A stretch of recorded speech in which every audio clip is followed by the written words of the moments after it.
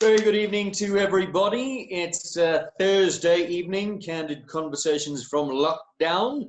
And this show brought to you by Kyalami Equestrian Park in association with I4 Williams Trailers, Mumpro SA. Please go and check out their Facebook page and do the necessary. You know what to do. My guest this evening, somebody who we haven't seen in the show ring for many, many years, but in her time, she certainly dominated the scene. Many big wins, derbies, Mercedes-Benz Riders Challenge wins. Shirley Scriven. Well, many of you will remember as Shirley Kemp, but these days, Shirley Scriven. How are you? How's it, Aidan? Very good, thanks. You, other than a bit cold. Yes, very cold. It's warming up a little bit in Joburg. Where are you? I'm in Zanin, in the middle of the forest and surrounded by pretty much nothing, actually, sitting next to my fire. And what exactly are you doing there? How many years have you been there? Because you've been out of the scene for a long time. And have you been in Zanin since then? Yeah, I have to be honest, I was pretty surprised to get a call from you. Yeah, it's been a long time since we left Joburg. We left Joburg, my son was 2, so it would be 13 years ago, coming up for maybe 14 years. And we've been here since. We've moved around Zanin, but yeah, we've been in this area a long time. Shirley, it's going to be a long chat. Are you happy to hold that phone like that? Your arm's not going to get tired. I'm resting comfortably. Don't worry about me. Okay, good. Right. So as I said in our intro, it's wonderful to chat to you because as somebody who certainly did, you rose to great heights in the show jumping arena and all on that wonderful little mid-temper. So a thoroughbred. We're going to chat about him. But first of all, let's go back. Let's hear about your backstory. How did you get into horses? I think it was by hook or by crook. My parents wanted to get rid of us, I think, over the holidays one year. My brother and I were young. I must have been about 7. And we got shipped off to go to a little pony camp with Lee Lippert at the time, Sun Valley Stables. And we spent 3 or 4 days there, having had absolutely no clue about horses. And that was that. That was both Britain. Mom, please can we have a pony? Please can we have a pony? Had to do this thing. So eventually we started going for little pony lessons, my brother and I, and still, we need our own pony. And so our first pony, my brother and I shared, because that was...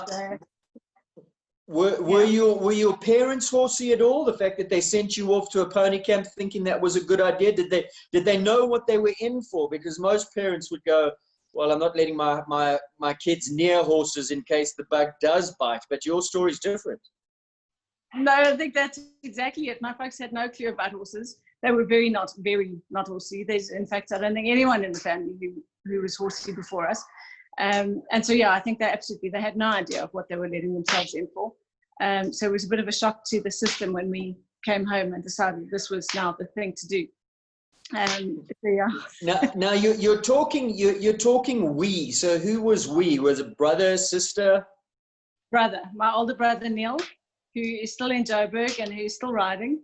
So the 2 of us went off to this camp together, and like I say, we then ended up sharing our first pony, which was never going to be a good idea. Tell me about that first pony, and did you move on from Sun Valley Stables, or did you do your riding out of Sun Valley Stables, or did the parents relent and, like some other stories we've heard, went and bought properties to house the ponies and support the kids? Yeah, I'm afraid so. The parents did relent in the end. We bought the first pony we shared, and we alternated who was allowed to ride her and who did what, and the whole thing, and that eventually didn't work out. So then we landed up with the second pony. I got a pony called Steelworks from How We Can Tell, and she taught me how to fall off a lot. She was very cute. She was very cute, but she was very naughty. We never got very far. We did all the kiddie pony things. We did lots of gymkhanas, and we did bolting, and we did all sorts of stuff. And eventually, one thing went to another, and it went to a few little showing shows, and then gymkhana shows, and then we started the show jumping thing. yeah, and it just grew from there. And then yeah, we left Sun Valley a little while after that, and eventually landed up with horses at home. Ultimately, my poor dad built stables when we bought a new property, and it was he was an amazing support system. Was Pony Club part of the mix? No, funnily enough, I never really got into Pony Club. Occasionally sort of came across bits and pieces of it, but never really got terribly involved. We did, like I said, we did lots of gymkhana and stuff, which we did from Sun Valley stables. But no real formal Pony Club and getting into all the exams and stuff like that, no. So once you moved, where exactly did your parents buy? Did they buy in the heart of horse country in Kyalami? Is that where you were based? Yeah, when we eventually moved the horses home, we had bought a property. We'd been living in Bryanston, and then we'd moved to Midrand, and from Midrand we built a place in Baloo, and we built the house and then built the stables at the same time. Then, and I must have, geez, I'm trying to think how old I was then. I must have been maybe 16, thereabouts. Okay, so you were already in your junior career and had graduated onto horses. Going back to the children's, did you have much of a children's career in the ring? Did you make teams and jump to CAs and all that kind of thing? No, like I said, I fell off a lot. I tried. I think I got to, in those days it was CC and CB and whatever. Yeah, CC I think was the height of my children's career. I used to drool over all the ponies and the riders, and in those days it was still Johan Lotte and Chucky Pereira and George Philippes, and they were all the guys who were jumping CA at the time, and they were my heroes. And yeah, I landed up doing quite a bit of equitation, so I compensated for falling off by trying to look pretty. And yeah, and then moved on to horses. Landed up, my first horse was a massive thing, who was an eventer, and Corin Keller used to teach me then. And then I did quite a lot of dressage, and so yeah, it kind of evolved over time. Tell me about your junior career, some of the horses that you had, some of the coaches that were helping you, your career in juniors, if you turned your hand solely at that stage to show jumping. Juniors, I still did a little bit of everything. I think I stopped eventing after I left children's. I did a few little eventing shows, but then did quite a lot of dressage, a lot of equitation, which actually was amazing because we did the WAS championships in those days, which was still held at Grand Show. And the prize for that was a trip overseas. So that was amazing. I won that.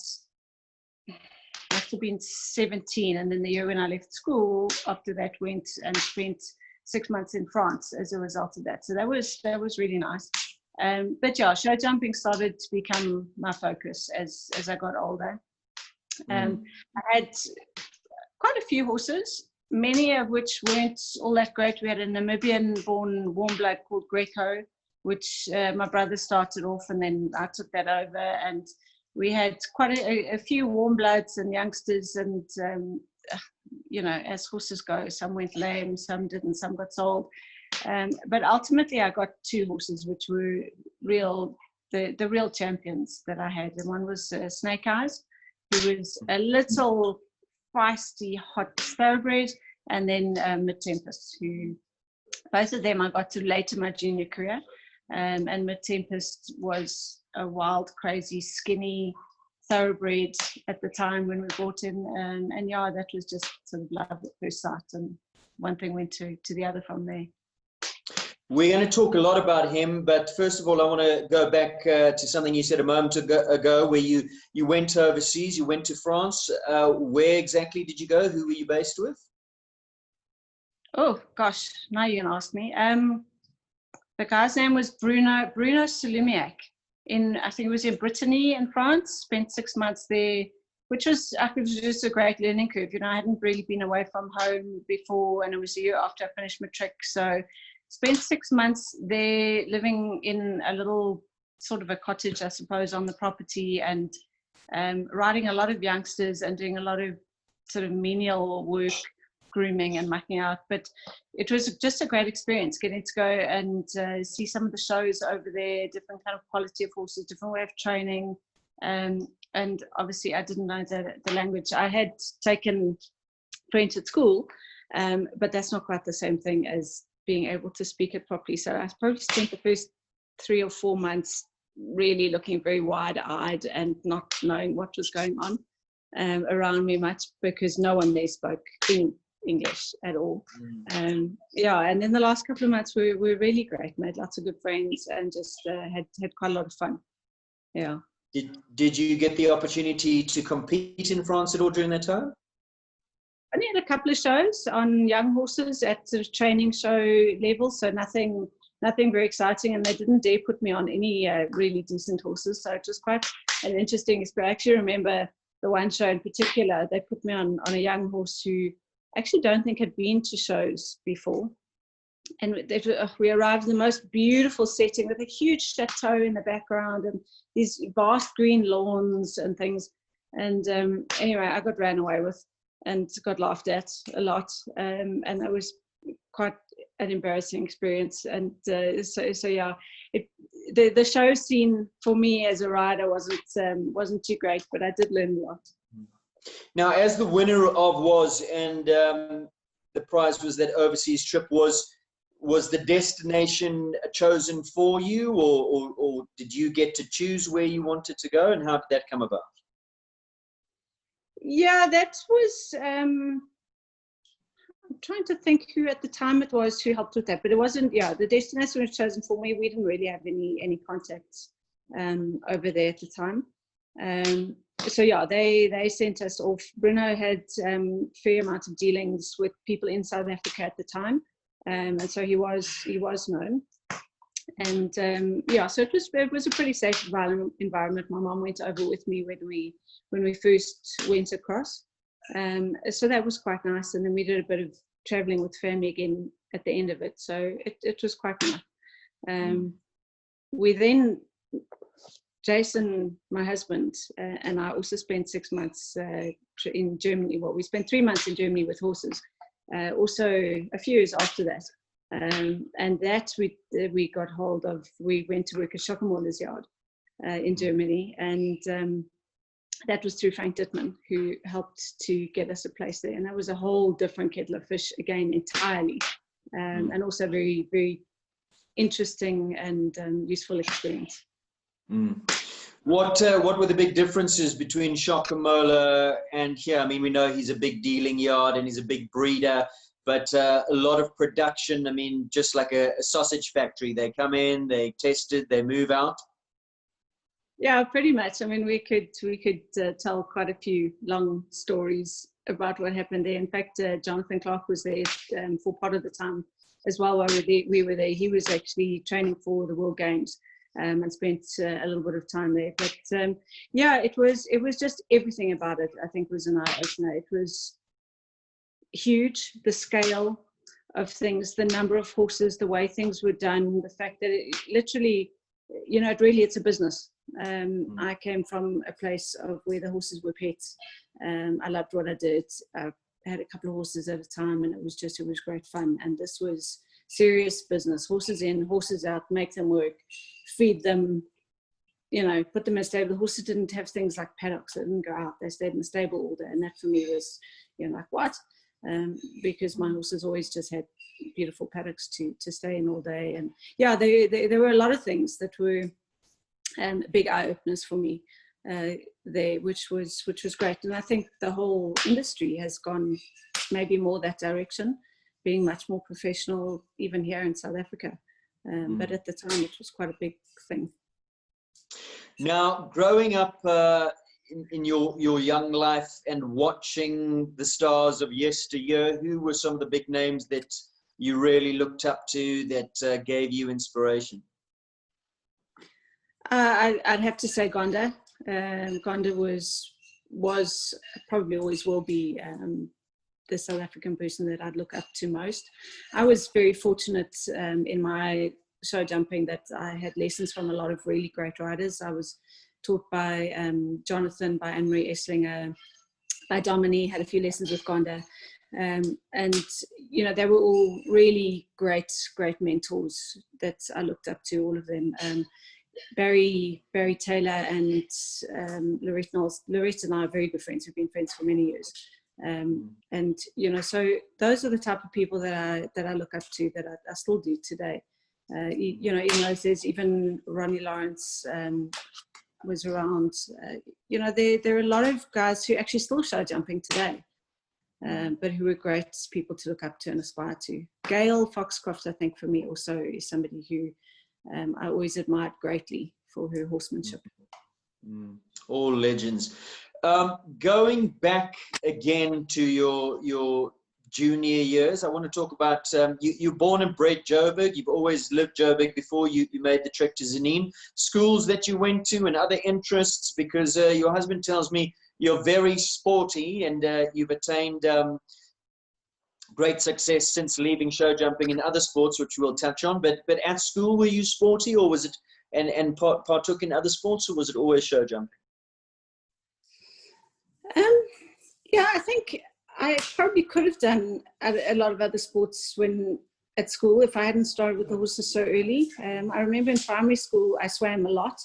I did a lot of swimming. I remember many early mornings in the swimming pool in primary school, and played a bit of netball and some athletics and some you know, all the sort of the normal stuff. But by the time I got to high school, I was already so involved in the horses that I actually always used to get letters to say I don't do school sport because I go and ride my horses every afternoon. So yeah, I think the horses basically took over from the time I went to high school. And was there a time in your life then that you thought that horses might be your future, your career? I don't think so. Maybe when I was much sort of young junior age, or still in children's. But I think for the most part, I always knew that horses were going to be my hobby. They were something I loved. They were something I wanted. They were something I had a passion for, but it wasn't something that I wanted to really ever be work. So yeah, I always wanted to study and to work and to have a career. Tell us about your studies. What field did you go into? Nothing to do with what I'm doing now. I studied, I did a BCom, and then I did honors in financial and investment management, which basically got me my first job, working for a stockbroking company. And then from there I went into journalism. I spent 3 years as a journalist doing a variety of things, and then from there went into corporate communications. And that's more or less where I've stayed. So I did corporate communications in Joburg at South African Breweries for a few years. And then when we left Joburg to come up here, I basically went into freelance. And so I do more or less the same stuff now as I did there, but just on a freelance basis, which is great.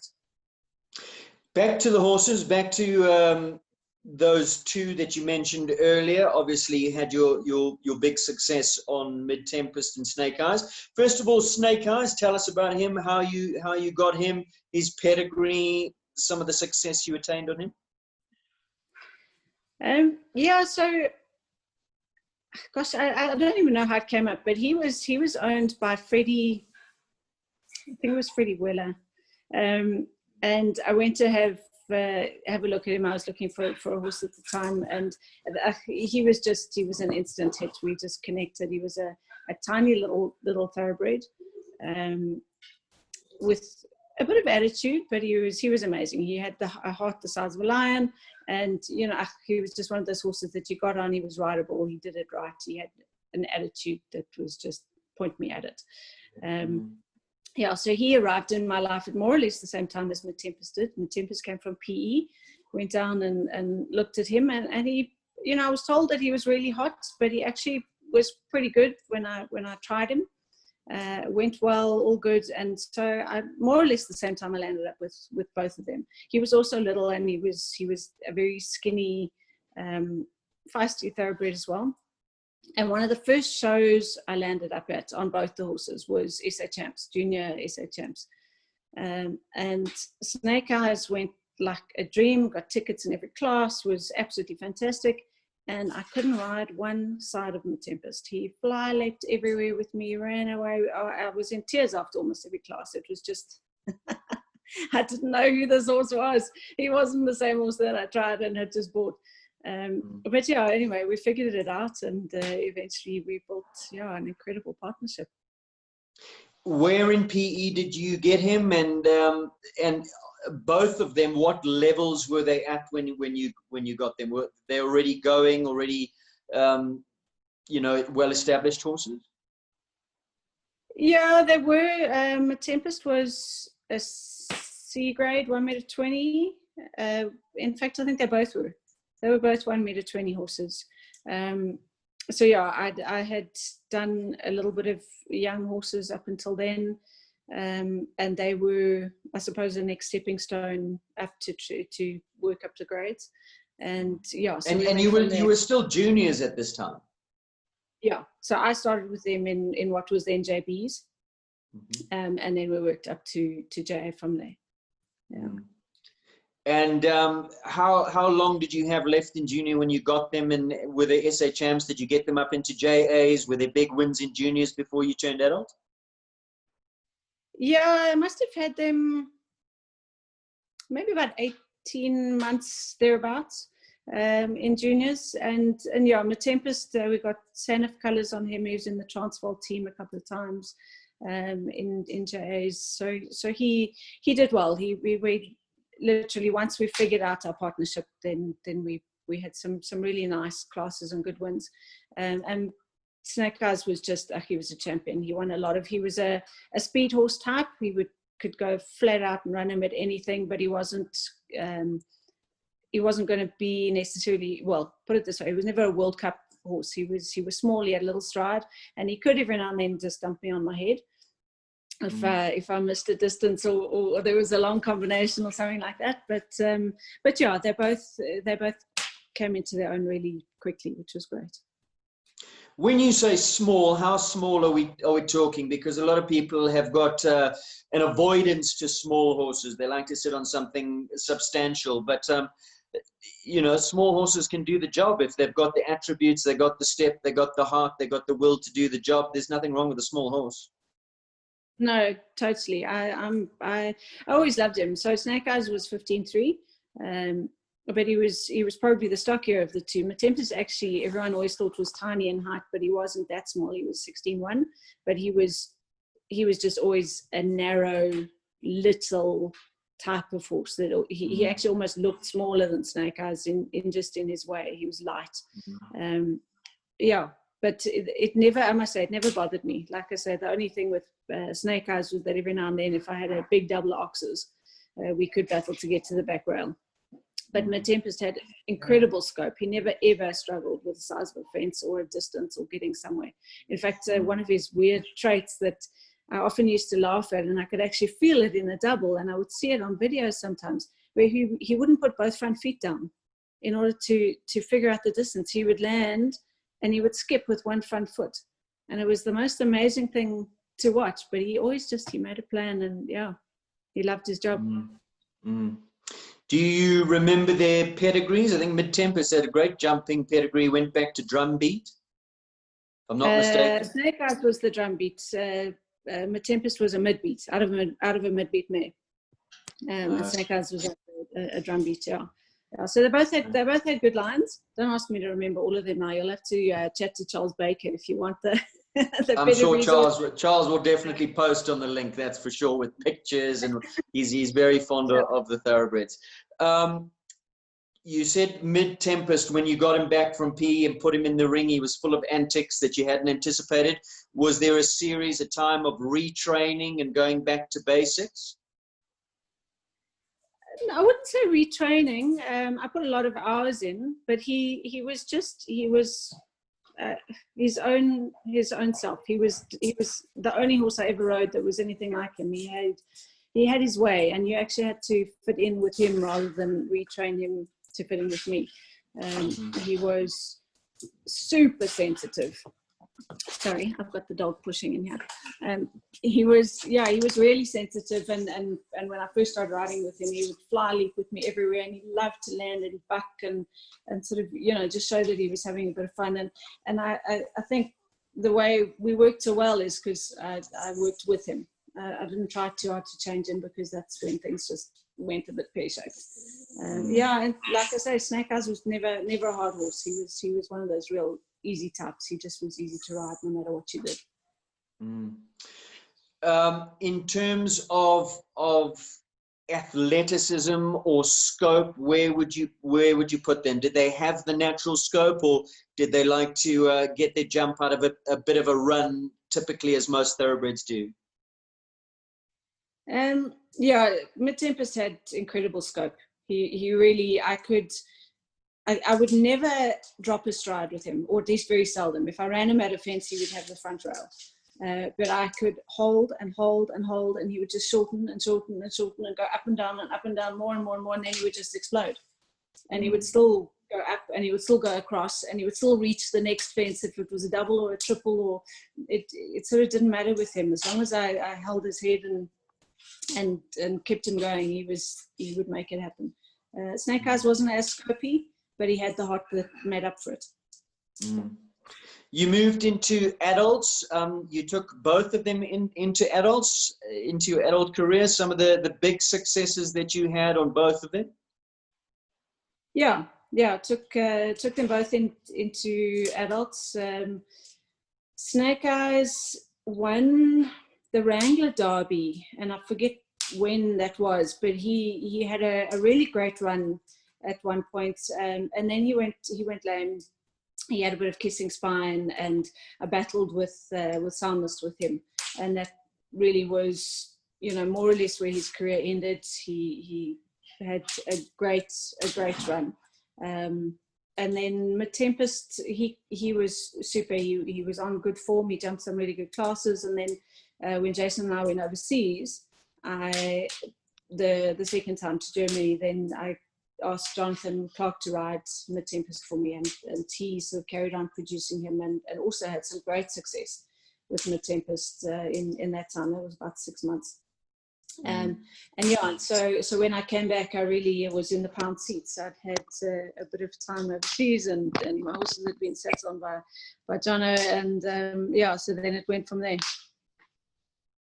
Oh, we've lost you. Oh, there you are. So coming back to South Africa, at what level? Were they already in what was then A grade in those days? Yeah, they were. So, gosh, you're making me think back a lot of years here. The memories aren't all that clear. I'm getting old. But I think it was shortly, in fact it was shortly after coming back from overseas that Mid-Tempest won Derby. So came back and just sort of said, okay, well, you know, he's certainly fit enough. He's had the work, and we've been riding. So we entered the big classes, which was maybe not necessarily the brightest thing to do, but it worked out for us somehow. And so we went from there. We had a couple of great years after that. Had you ridden Derby before? Did you win it on your first attempt? I had ridden Derby before. Yeah. Had done it a couple of times. I think I've had a couple of lower end tickets with on Mid-Tempest or Snake Eyes. No, on Mid-Tempest. Snake Eyes never jumped the big Derby. He jumped mini Derby. Never. Yeah, he had jumped the smaller one. Tempest had done it, and that was at the old Inanda Club venue, which was one of my favorite venues always. So he had done it. It was not this one. I think it must have been maybe our third one, I think, by then. Yeah. And tell me about it. Do you remember your finishing score, the competition? Was there a jump off? Yeah, there was a jump off. There was actually, it was a great year. We had 2 pair rounds, Barry Taylor and me. I'm trying to think who Barry was on. He might have been on 30 something. And And so, yeah, so we had a runoff, and I think, if memory serves, Barry had one down and Tempest had a double clear.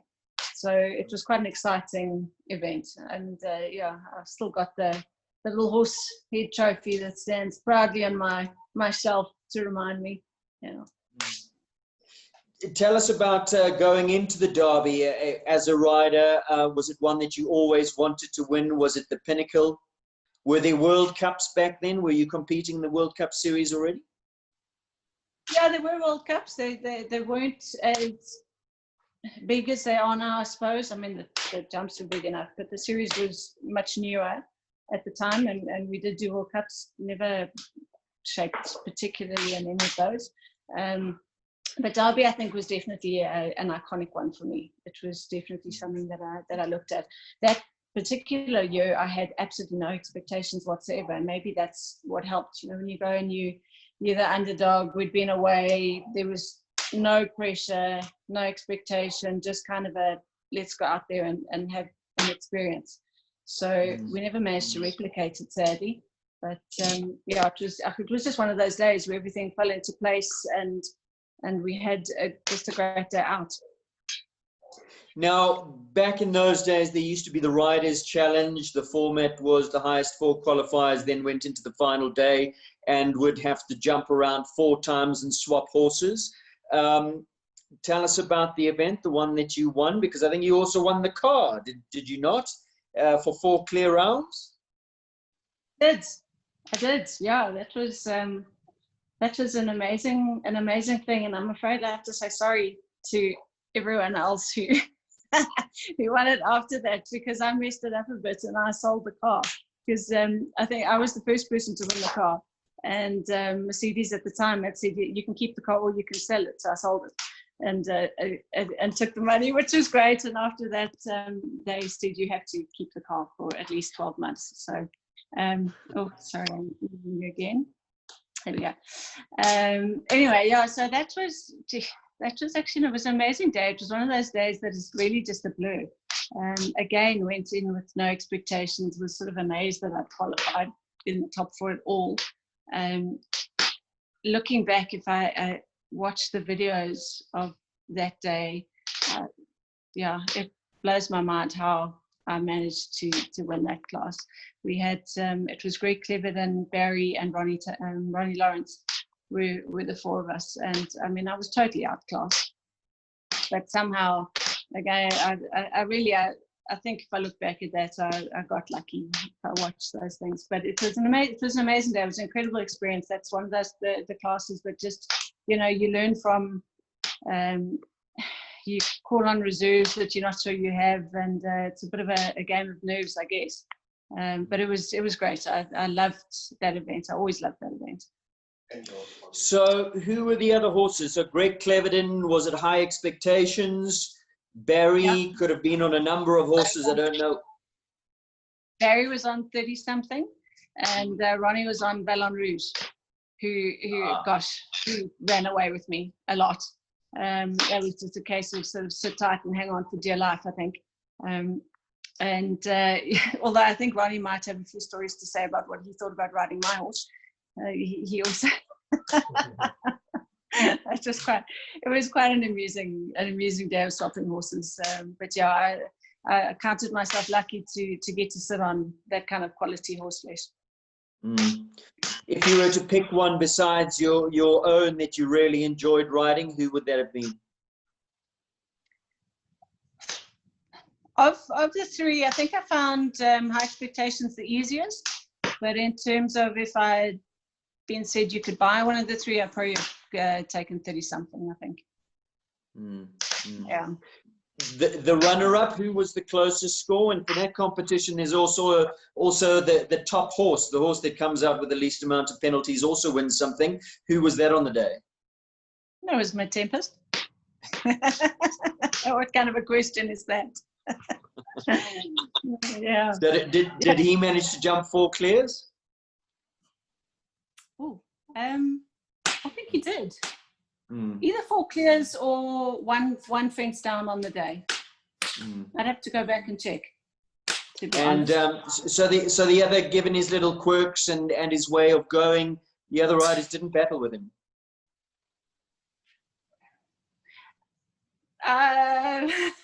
You'd have to ask that. I think I don't think any of them enjoyed him.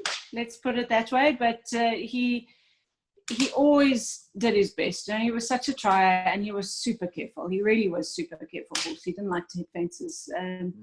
So yeah, I think between them they managed. I know Ronnie didn't enjoy him at all. Barry managed quite well with him. He handled him pretty well. Yeah, so and I think Greg was all right. Greg rode a lot of feisty thoroughbreds, so he didn't have too much of a hard time. But yeah, it really came down to, I think, the fact that he was super careful. He didn't like to hit fences. Would you rate the Derby win bigger than that win? Yeah, it's pretty close, but I think for me personally, I would. If you have to say, you know, you got to drop one of them, I would probably take the Derby one. Other big wins in your very short adult career. How many years did you compete in adult? Now I'm going to have to give away my age. Gosh, trying to think how long ago last I went to a show. Must be 15 years since I've been to a show. Yeah, so about 10, 12 years that I competed in adults from 18. Yeah. So after Mid-Tempest, were there other horses, or when it came to the end of his career, is that when you decided to move on to other things?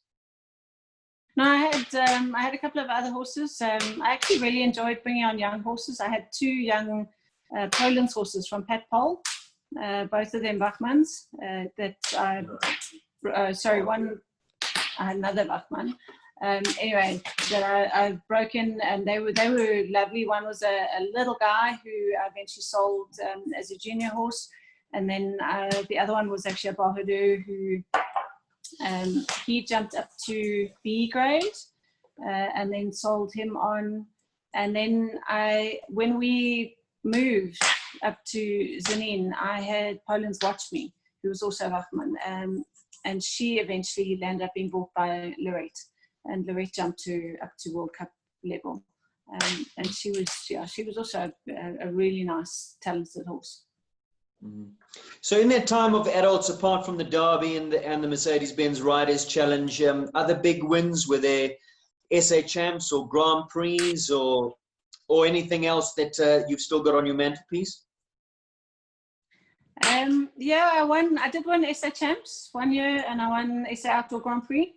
I didn't ever win a World Cup. I think I had a couple of seconds and thirds and that sort of thing, but that was one of the things I would have liked to have added to the list. But outside of that, yeah, a couple of sets of team colours and that sort of thing, but no other major wins. That certainly, I don't think anything that was in today's scene or on the calendar anymore. Probably, I think the one that I enjoyed maybe was the Wrangler Derby, which wasn't sort of one of the biggest ones maybe, but it was always a great event for me. I loved that Shangweni show. So I've got to ask you, why the decision to hang up your boots? It was more a decision to move, and in moving became a financial decision. Yeah, we decided that we wanted to get out the big city, and we moved to Zanin. And yeah, so along with that came a decision, you know, to sell the horses and to see how things went. And in the end, we never really had the finances to get back into horses. And like you say, I have found other things. I found two wheels in bicycles instead of four legs and a horse. Yeah, and I guess also where we moved to was a little spot actually just outside of Zanin called Letsateli. And the weather there and the climate is particularly bad for horse sickness. And that was, you know, another reason just not to bring any good horses with us, and to take the risk of them getting horse sickness and dying. while we were up here. There's no sort of, especially then, there was no one to coach me. It would have been miles and miles and miles to go to get to a show, or lessons or anything like, or to even find a decent yard. So yeah, it all just sort of made sense. And then over time, I have, I suppose, found a love of bikes and other things to do. Well, tell me about that, because Jason tells me you've got your provincial colors for, what is it, mountain biking? I have my cross-country provincial colors, yeah, I've got those. And in fact, I think, and I did, yeah. I can't even remember. Yeah, I have for marathon in Limpopo as well.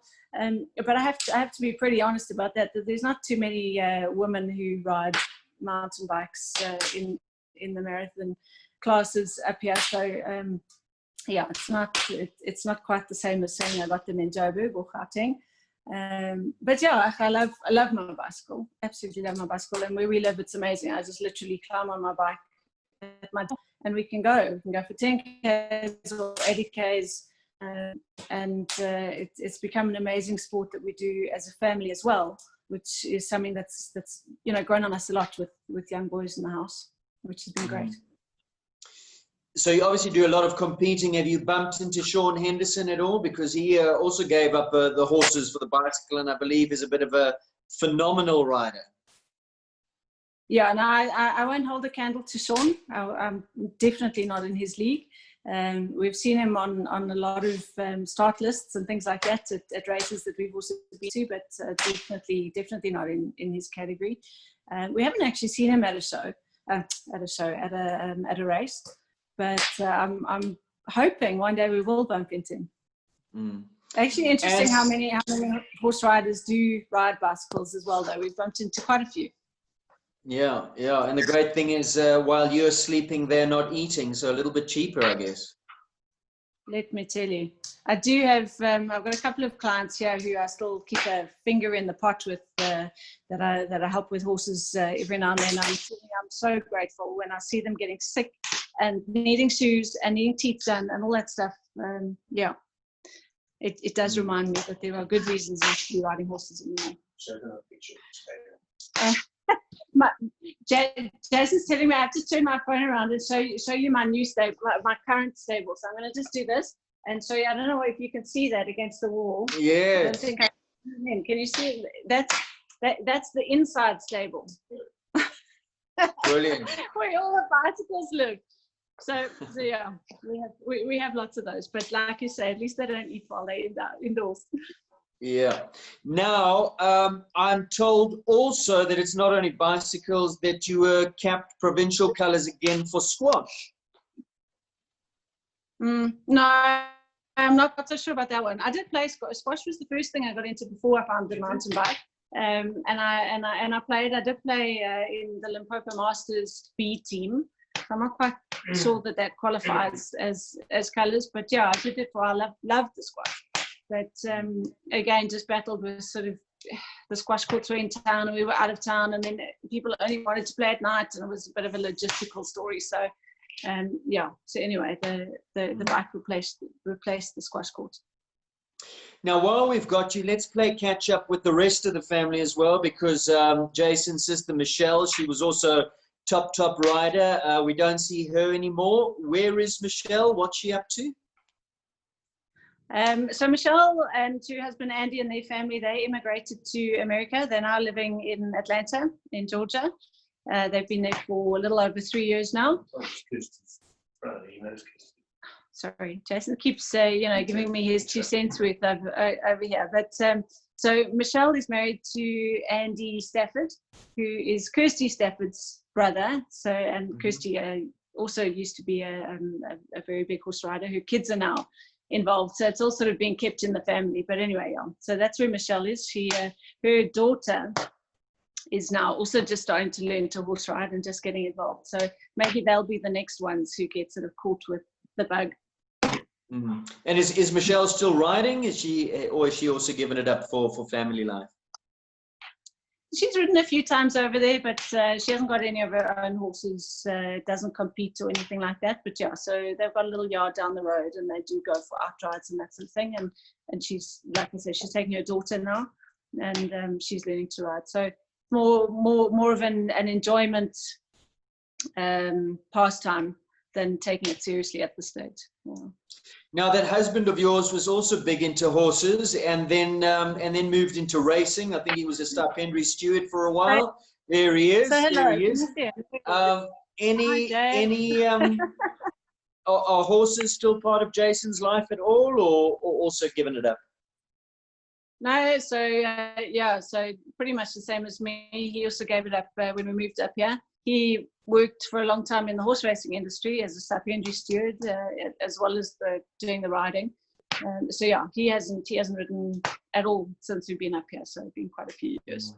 Now I've got to ask you guys: do you miss it at all? I mean, horses? Are there ever days where you wish you were still involved, or do you perhaps think that you might ever be involved again, or is it just too difficult and prohibitive from where you are? No, I won't ever get back into it competitively on a serious way, I don't think, or at least it's very unlikely.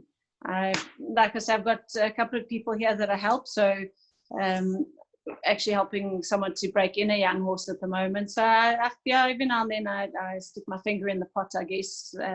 And we're pretty close to Polokwane. So when Renee has her shows up at Rebel, every now and then I poke my nose in there and go and say hello to everyone. And that's probably the most time when I sort of think, oh, I could do this.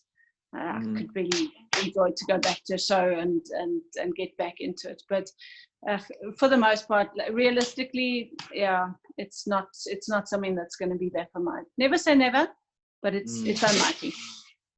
Do you follow the scene at all? We actually watch quite a lot of international show jumping online and track that probably more than the local stuff. I keep track of the local stuff a little bit, probably through Lorette and Barry more than anything, and online, Facebook, seeing who's won what and that sort of thing.